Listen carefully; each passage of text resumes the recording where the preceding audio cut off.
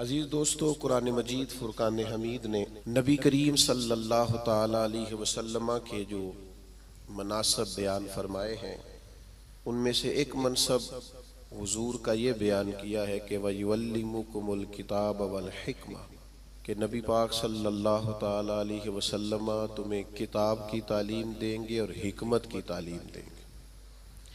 वयुअल्लिमुकुम मा लम तकूनु तअलमून, और जो तुम नहीं जानते वो सब मेरे हबीब तुम्हें सिखा देंगे। नबी पाक सल्लल्लाहु ताला अलैहि वसल्लम मुअल्लिम कायनात बनकर दुनिया में तशरीफ़ लाए।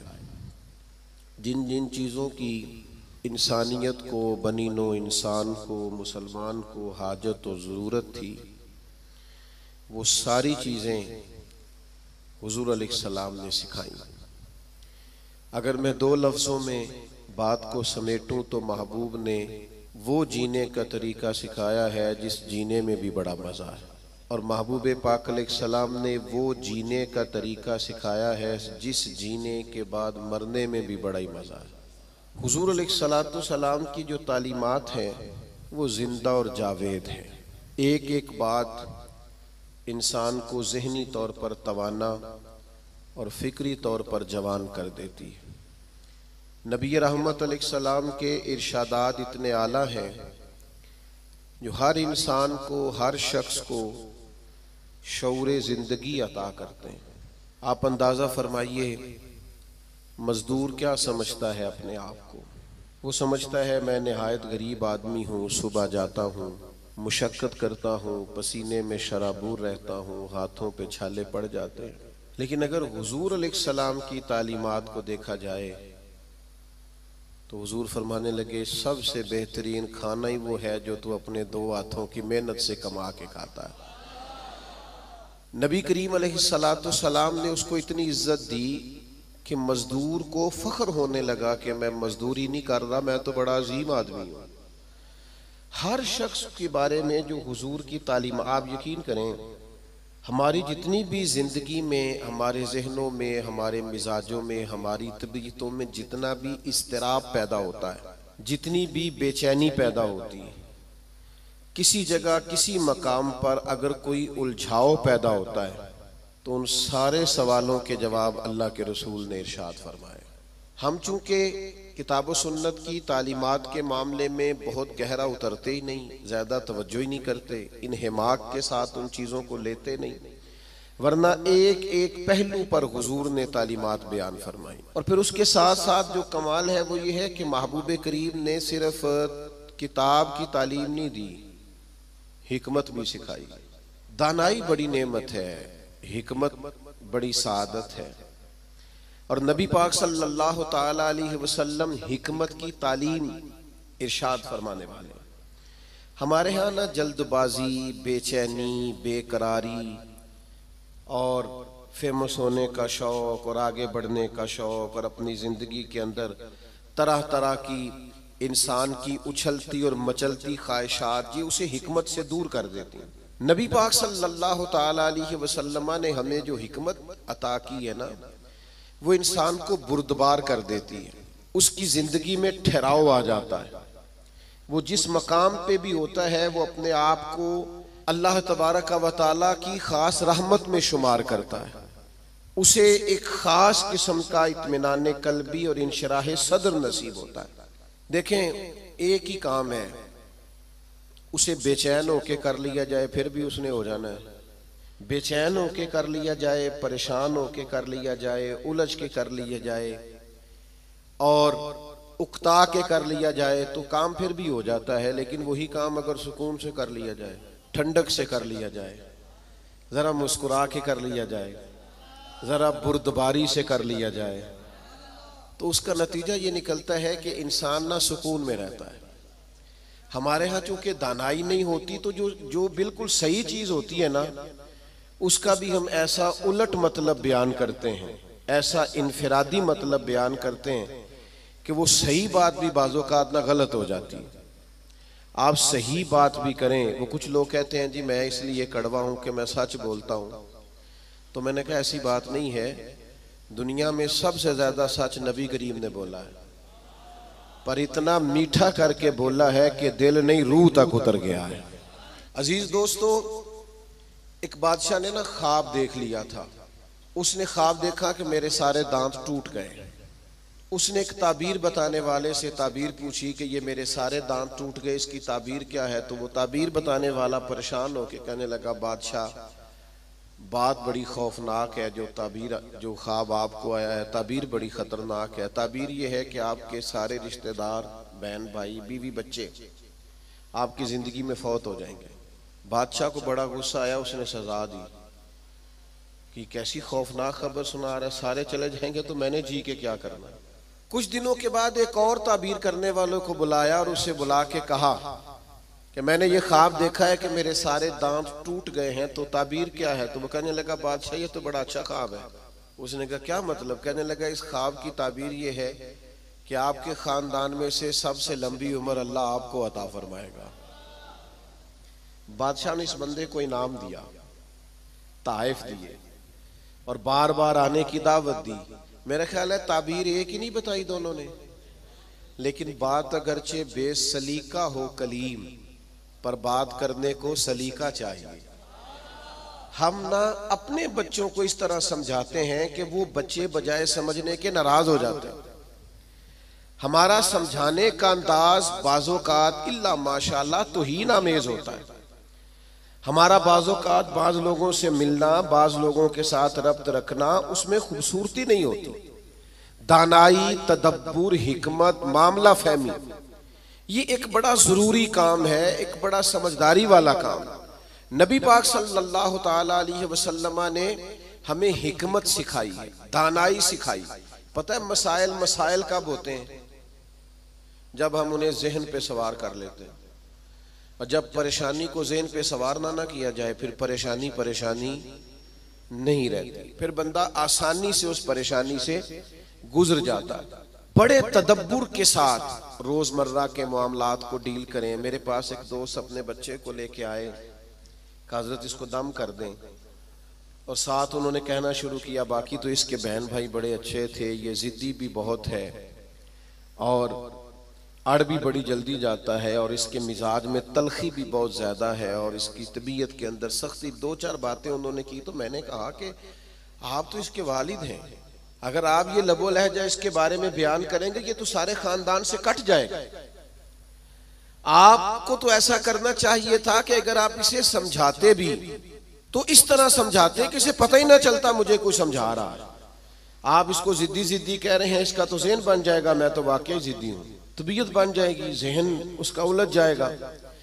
हिकमत के साथ अपने मुखालिफ को भी कभी डील करें ना। आपकी तवज्जो है मेरी बात पर?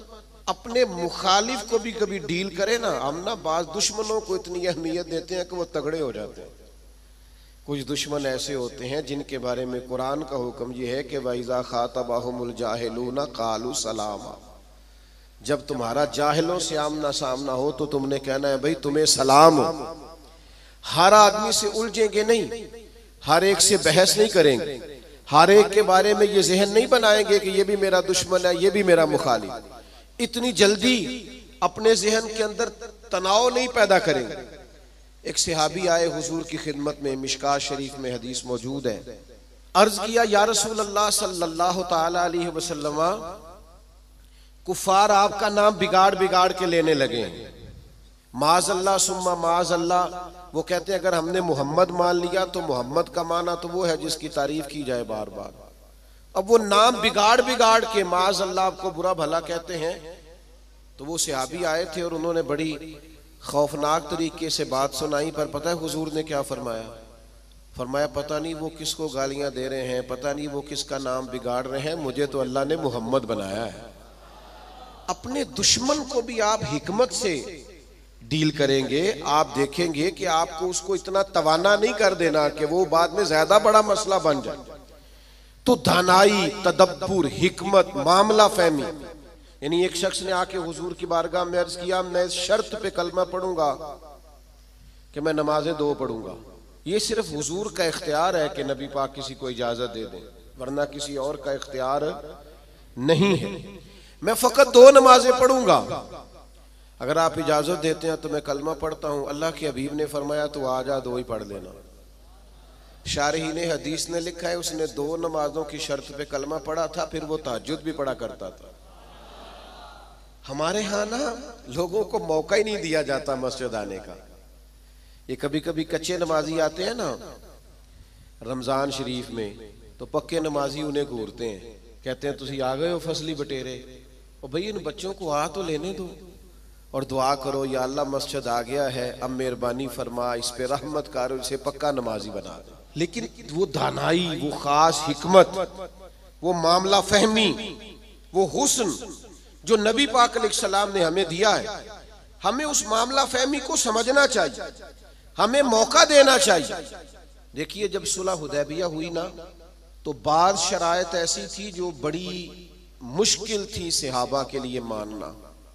मसलन एक शर्त ये थी सुलह हुदैबिया, जब हुजूर ने कुफारे मक्का के साथ सुलह की, तो उसमें एक शर्त ये थी कि अगर कोई मुसलमान मक्के से मदीने आएगा अपने आका की इजाजत के बगैर, तो मदीने में उसे रखा नहीं जाएगा, वापस किया जाएगा। लेकिन अगर कोई मदीने से मक्का जाएगा तो मक्के वाले वापस नहीं करेंगे, यानी हम बंदा वापस करेंगे, वो वहां बंदा रख सकते हैं, लेकिन हमारा अपना भी आए तो हम उसे पनाह नहीं देंगे। अब ये शर्त बड़ी अजीब थी। हजरत उमर रदी अल्लाह ताला अन्हु परेशान हो गए, बुखारी शरीफ में मौजूद है, और जाके अर्ज की या रसूल अल्लाह सल्लल्लाहु ताला अलैहि वसल्लम, आप भी सच्चे हैं, कुरान भी सच्चा है, इस्लाम भी सच्चा है, फिर हम दब के सुलह क्यों करें? तो नबी करीम ने फरमाया उमर मैं अल्लाह का रसूल हूँ, मैं वही कहता हूँ जो मेरा रब हुक्म इरशाद फरमाता है। फरमाते मैं जनाबे सिद्दीक अकबर के पास भी गया कि ये अजीब बात है कि वो बंदा वापस नहीं करेंगे, हमें वापस करना पड़ेगा, तो ये हम दब के सुलह क्यों करें जब कुरान सच्चा, इस्लाम सच्चा, नबी करीम सच्चे। तो हजरत अबू बकर सिद्दीक के ईमान पे कुर्बान जाए, उन्होंने भी वही लफ्ज दोहराए, कहने लगे उमर वो अल्लाह के रसूल हैं, वो जो बात भी करते हैं रब करीम के हुक्म से करते हैं, लिहाजा उन्होंने जो कर दिया ठीक है। अब ये वो बज़ाहिर शर्त थी जिससे लग रहा था कि मुसलमान दब के सुलह कर रहे हैं, लेकिन आपको पता है सबसे ज्यादा फायदा इस्लाम को इस शर्त ने दिया। वो जो मुजाहिदीन इस्लाम मक्का मुकरमा से हिजरत करके मदीना तैयबा आते, उन्हें पता था कि हुजूर अलैहिस्सलाम हमें नहीं रखेंगे। हजरत अबुल बसीर रदी अल्लाह ताला अन्हु और इस तरह के कुछ और सहाबा, ये जब मदीना तैयबा आए और हुजूर ने वापस किया, तो इन्होंने एक तीसरे मकाम पे डेरा लगाया। वहां सारे मुजाहिदीन आहिस्ता आहिस्ता इकट्ठे होने लगे। उसका नतीजा ये निकला कि काफिर जब भी वहां से गुजरते उन्हें तकलीफ का सामना करना पड़ता, तो जिस शर्त पर वो बड़े डटे हुए थे ना कि हमने मनवा लिया है, सबसे पहले कुफारे मक्का इकट्ठे होके आए कि मेहरबानी करें इस शर्त को तो खत्म करें, आप अपने लोगों को बुलाएं मदीना मुनव्वरा। तो तदब्बुर, दानाई, मामला फहमी, हम ना आहिस्ता आहिस्ता बड़े जल्दबाज हो गए हैं, तबीयतों में बेचैनी, बेकरारी, एक बात ना हमारी मानी जाए हम परेशान हो जाते हैं, जरा बराबर हमारी तबीयत के मुखालिफ कोई शख्स बात कर दे हम डिस्टर्ब हो जाते हैं। हमारा माहौल इस कदर ज्यादा पेचीदा हो जाता है ज़हनी कि जो बड़े बड़े बासलाहियत लोग हैं, बड़े बड़े बाशऊर लोग, वो भी हकीम ना होने की वजह से, दाना ना होने की वजह से अपनी सलाहियतों से कोई फायदा नहीं उठा सकते। मेरे नौजवान दोस्तों, मेरे बुजुर्गों, अपनी जिंदगी में कमाल बुर्दबारी पैदा करें, कमाल हौसला पैदा करें, तबीयत के अंदर ठहराव लाए। आप महसूस करेंगे कि बहुत सारे बिगड़े हुए काम संवरने लगे। आप कितनी भी जल्दबाजी कर लें, जब तक अल्लाह का हुक्म नहीं होना काम दुरुस्त, आप डॉक्टर के पास दवाई लेने जाते हैं, आपके मर्ज की तशखीस होने के बाद डॉक्टर साहब नुस्खा लिखते हैं, कहते हैं ये एक पत्ता गोलियों का ले लो, एक सुबह खाना, एक दोपहर खाना, एक शाम खाना, और ये सिरप ले जाओ, एक चम्मच सुबह इस्तेमाल करना, एक शाम करना। तो अगर कुछ शख्स कहे मुझे जल्दी है ठीक होने की, मैंने सारी गोलियां इकट्ठी खानी है, वो कहे मुझसे इंतजार नहीं होता, मैंने सारा सिरप इकट्ठा ही पीना है, ठीक होगा कि ज्यादा बीमार हो जाएगा। वो गोलियां, वो दवाई है शिफा के लिए, लेकिन अगर आप उस दानाई के तरीके के मुताबिक इस्तेमाल नहीं ना करेंगे जो इस्तेमाल करने का तरीका है, तो उसका असर गलत होने लगेगा। हमारे मिजाज का जो उलझाव होता है और तबीयत की जो जल्दबाजी होती है, और ये जो बार बार जिन लोगों को गुस्सा आता है और जो बार बार जबर में आ जाते हैं, बार बार ठंडे हो जाते हैं, ताने शाने कभी मिल जाए तो सुन लेने चाहिए, क्या हर्ज है? तानों का भी तो मजा है ना, ये मजा लें, ये सुरूर हासिल करें। मैं कॉलेज में पढ़ता था तो जो मेरा दोस्त सबसे ज्यादा मुझे तंग करता था ना, मौलवी कह कह के सबसे ज्यादा, फिर एक दिन उसी का मुझे फोन आया कि यार किधरे मिल तेरे ना तस्वीर खिंचानी, इंज भी सज्जन वाह वाह ते उंज भी सज्जन वाह वाह। तो एक दोस्त मुझे कहने लगे मैंने मिलाद की झंडियां और लाइटें लगाई हैं तो मुझे दो बंदे बड़े ताने देते हैं। मैं क्या बस दो, यानी हुजूर के नाम पे ताना खाना और दो से ही परेशान हो गया, ये 200 भी हो तो इसका मजा लेना चाहिए। जेकर यार दे नाम दा मिले मेणा, उन्होंने झोली पा लीए पुंजे सुटिए ना, तो जेकर यार दे नाम दी मिले सूली, फिर झूठा झूठ लीए पिछा हटिए ना। अगर कभी ये ताना मिलता है तो इसका मजा ले, आप इस खूबसूरती को एंजॉय करें। लेकिन आप परेशान हो गए हो, फलाने ने दो बातें कर दी तो अच्छा किया ना कर दी, अच्छा किया ना कर दी, आपको संभलने का मौका मिलेगा। वो जी सारे मेरा साथ छोड़ गए तो ठीक किया सबने, आप मजबूत हो जाएंगे जब सारे साथ छोड़ जाएंगे। जब सहारे हट जाते हैं तो इंसान को संभलने का मौका मिलता है। जब तक हम दानाई के साथ, हिकमत के साथ मामलात को नहीं लेके चलेंगे, आप अपने बच्चों की परवरिश करें तो वो तरीका जो हुजूर ने हमें हिकमत सिखाई, आप अपने बुजुर्गों की खिदमत करें तो वो तरीका जो नबी पाक ने हमें सिखाया, आप रिश्तेदारों के साथ लेन देन करें, मामला करें, तिजारत करें तो वो तरीका इख्तियार करें जो हुजूर ने हमें सिखाया। आप अपनी तबीयत के अंदर एक अजीब सा सुकून महसूस करेंगे। फैसले इस तरह के करें कि थोड़ा सोच समझ कर, जज्बाती फैसले कभी ना करें। हुजूर के ऐलान नबुव्वत से पहले जब दोबारा बैतुल्लाह शरीफ की तामीर की थी ना अहले कुरैश ने, अब चूंकि वो थे तो सारे आपस में, पर हर कबीला एक दूसरे से लड़ता बहुत था, तो हर बात में लड़ पड़ते थे, मैंने आगे जाना है, मैंने आगे जाना है। तो वो सारे कबीले शामिल थे। अब जब बैतुल्लाह शरीफ की नई तामीर हो गई तो हजर अस्वद नस्ब करना था, उस पर झगड़ा हो गया। एक कबीला कहता है मैंने नस्ब करना है, दूसरा कहता है मैंने नस्ब करना है, तीसरा कहता है मैंने करना है। और कुछ तो ऐसे थे जिन्होंने प्याले में खून डाल के बीच में हाथ रख के कस्में भी उठा ली कि अगर हम नहीं करेंगे तो करने भी नहीं देंगे, फसाद होगा। फिर तय हुआ कि जो सुबह सबसे पहले हरम काबा में दाखिल होगा उससे फैसला कराएंगे। कमाल की बात यह कि सबसे पहले हरम काबा में रसूल रहमत तशरीफ लाए। असीर दुश्मन की चाह में भी, मुखालिफों की निगाह में भी, अमी है, सादिक है, मोतबर है, मेरा पैगंबर अजीम तर है। उन्होंने कहा ये तो सादिक और अमीन आ गए। उन्होंने कहा जी ये हमारा फैसला कर दें कि हजर अस्वद किस कबीले ने नस्ब करना है।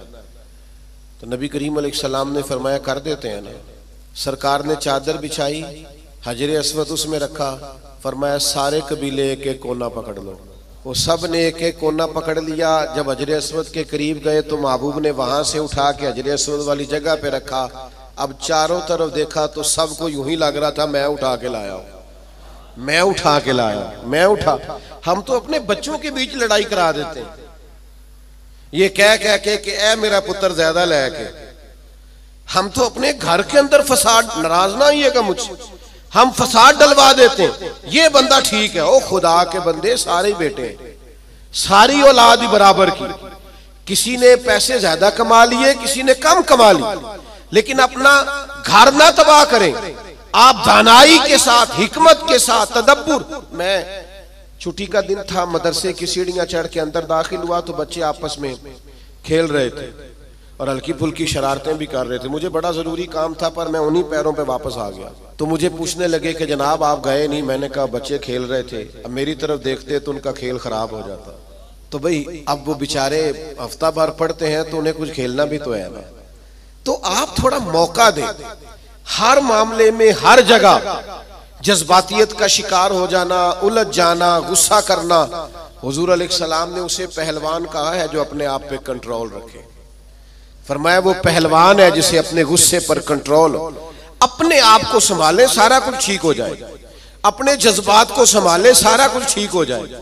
यानी आप बिला वजह किसी के बारे में कह रहे हैं कि वो बड़ा हो गया है, वो अब मशहूर हो गया है, वो अब आगे निकल गया है, वो मेरी बात नहीं सुनता। ऐसा नहीं है, कुछ तो मजबूरियां रही होंगी, यूं ही कोई बेवफा नहीं होता। आप थोड़ा सा ना मौका दें, आप चीजों को समझें और थोड़ा ना अपने ऊपर तवज्जो दें कि मैंने अपने आप को कंट्रोल में रखना है, मैंने अपने आप को समझाना है। बड़े बड़े महंगे महंगे होटलों में लोग जाते हैं और दूसरों को जाता देखकर परेशान भी होते हैं। मुझसे एक दोस्त ने पूछा, आपने बड़ी जगह देखी, मजा कहाँ आया? मैंने कहा वो जब अम्मा नहीं हांडी पकाती थी और कहती थी कि खाना लेके आया नहीं जाता, ये बैठने के लिए कुछ चीज ले ले और यहाँ मेरे करीब ही आ जा। और फिर वो सालन देती दफा ये भी कहती थी, इक्को बारी मिलना ही दोबारा ना मंगी। वो जो लुत्फ है वो दुनिया के किसी 5 स्टार होटल में मुयस्सर आता। आप जिस हाल में हैं उसमें राजी रहें, अपने कल्चर से, अपनी तहजीब से, अपने आप से प्यार करें।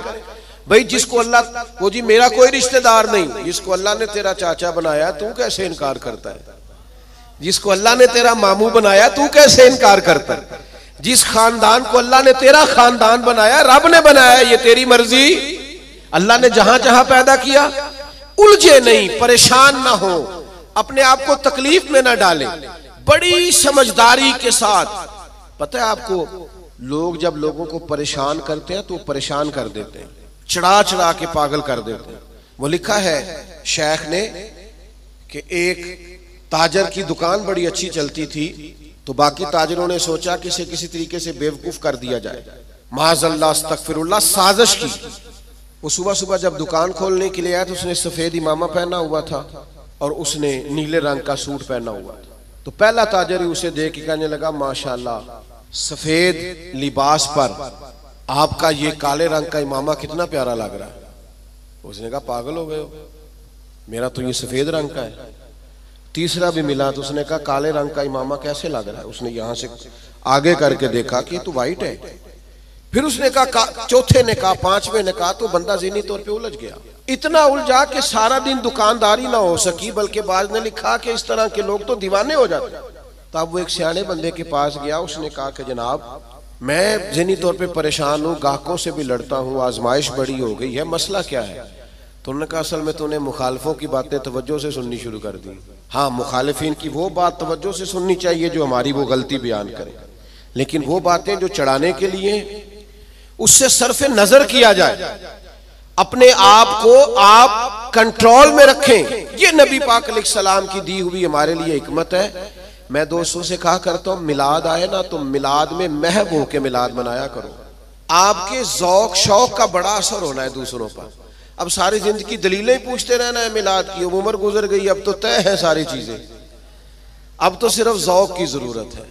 कौन कितने प्यार से करता है, कितने शौक से करता है, उस शौक की आदत तो दानाई हिकमत जो नबी करीम ने हमें अता की है, उस हिकमत को समझें। बहुत ज्यादा मामला फहमी के साथ चीजों को लेके चले। जब नबी पाक अलैहिस्सलाम ने मक्का मुकरमा पर हमला फरमाया, फतह मक्का हुआ, तो हजरत साद इब्ने उबादा रदी अल्लाह तआला अन्हु के पास झंडा था। अलम बरदार थे हजरत साद बिन उबादा, जिसके पास झंडा होता था वो सबसे आगे होता था। तो हजरत साद इब्ने उबादा सबसे आगे थे और कायद थे। उन्होंने कोई एक ऐसी बात कर दी जो पॉलिसी के खिलाफ थी, तो बाज लोगों ने एहतजाज किया कि इनसे झंडा ले लिया जाए। अब उनकी कोई ऐसी बड़ी गलती भी नहीं थी, बल्कि गलती नहीं थी सिरे से, झंडा उनसे वापस लेना पड़ गया। लेकिन बंदे बड़े हसास थे, दीन के लिए उनकी खिदमात बहुत ज्यादा थी, उनकी जिंदगी के अंदर ये खूबसूरती थी कि हमेशा वफादार रहे वो। उनसे झंडा वापस लेना है। सहाबा ने अर्ज की, या रसूलल्लाह अब क्या करेंगे, बंदा भी बड़ा हसास है और मौका ऐसा आ गया है। तो नबी करीम ने फरमाया, ले लेंगे झंडा, कुछ भी नहीं होता। या रसूलल्लाह, एक शख्स को मनसब से हटाना है तो परेशान तो होगा ना। फरमाया, कुछ भी नहीं होगा।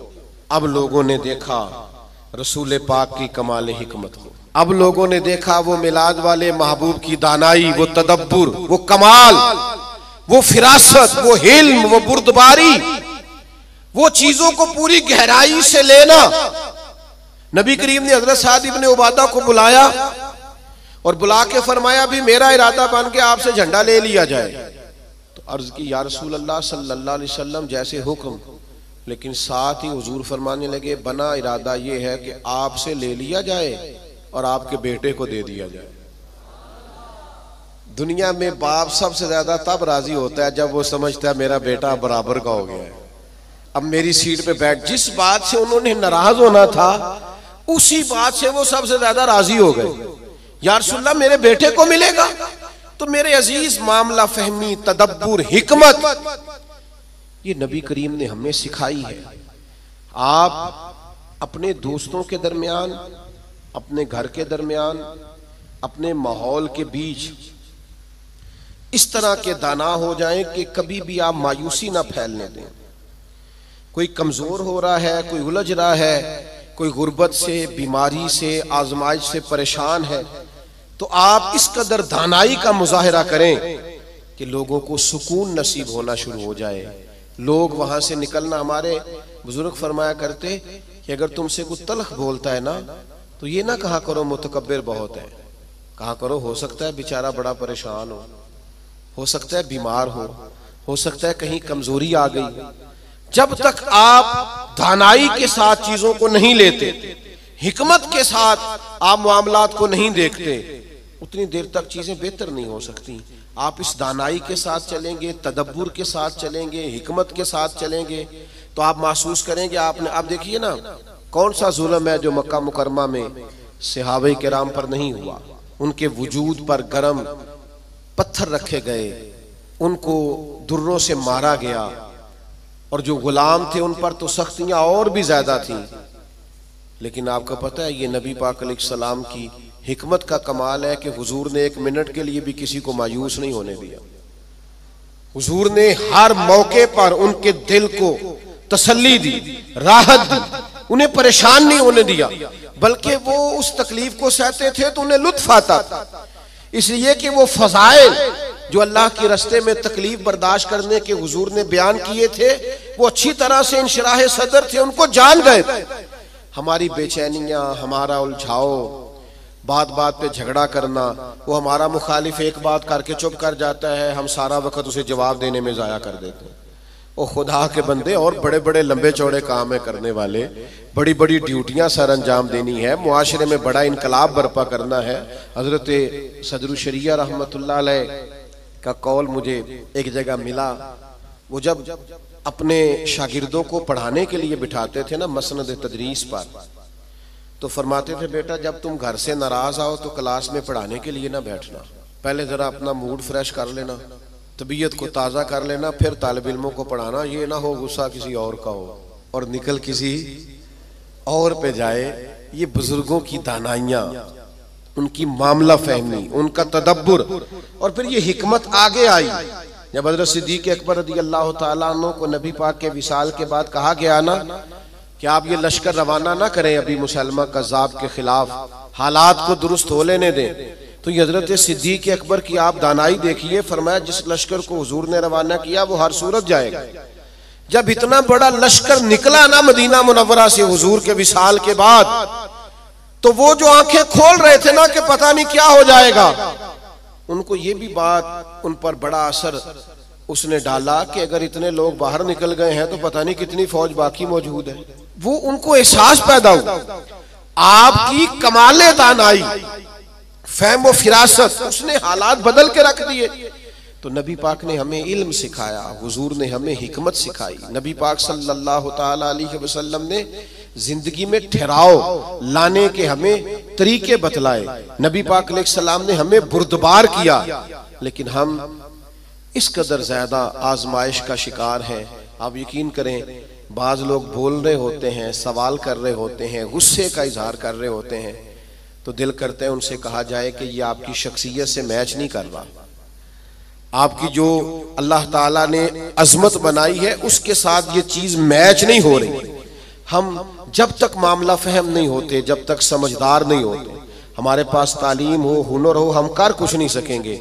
आप जरा चीजों को लें, जरा थोड़ा सा उनको मौका दें। जरा मैं किसी शख्स से आपकी बहस हो जाए ना, तो उसने 4 बातें की, आपने 6 कर दी, फिर वो 10 कर देगा, फिर आपको 12 करनी पड़ेंगी। आप जीत सकते हैं। उसका बेहतरीन हल पता क्या है? वो बातें करे, आप जरा चुप कर जाए। वो 2 करेगा, 4 करेगा, 6 करेगा, आखिर में कहेगा तू मैनू पागल समझना है। तो जवाब दे के किसी को पागल नहीं किया जा सकता, चुप रह के दूसरे को पागल भी किया जा सकता है। अल्लाह माफ फरमाए, माअज़ल्लाह। तो कभी कभी अपनी जिंदगी के अंदर खामोशी भी बहुत बड़ा तूफान होती है। फटाफट पर वो बहुत सारे लोग हैं, वो कहते हैं जी मैं इतने अच्छे अच्छे काम करता हूं तो लेकिन लोग तवज्जो नहीं करते। तो मैं कहता हूं लोगों के लिए करते हो तो फिर ले लो दाद, और अगर अल्लाह के लिए करते हो तो फिर इसका तो पता सुबह कयामत चलेगा कि मालिक क्या एजाज देता है। अपने आप को सुकून में लाएं, बुर्दबार बने। करीम महबूब ने बुर्दबारी सिखाई, और इल्म का रास्ता इख्तियार करें, समझ का रास्ता इख्तियार करें। आप जब तक राह इल्म पर नहीं चलते, एक एक बात को सीखना शुरू नहीं करते, उतनी देर तक आपको आसानी नहीं मिलेगी। एक मेरी बाप से गुजारिश है, बात समेटने से पहले पूरा महीना मिलादे पाक का दुरूद पढ़ के गुजारें। मोबाइल रखे हुए ना आप सब ने माशाल्लाह, एक एक तस्बीह भी साथ रख लें।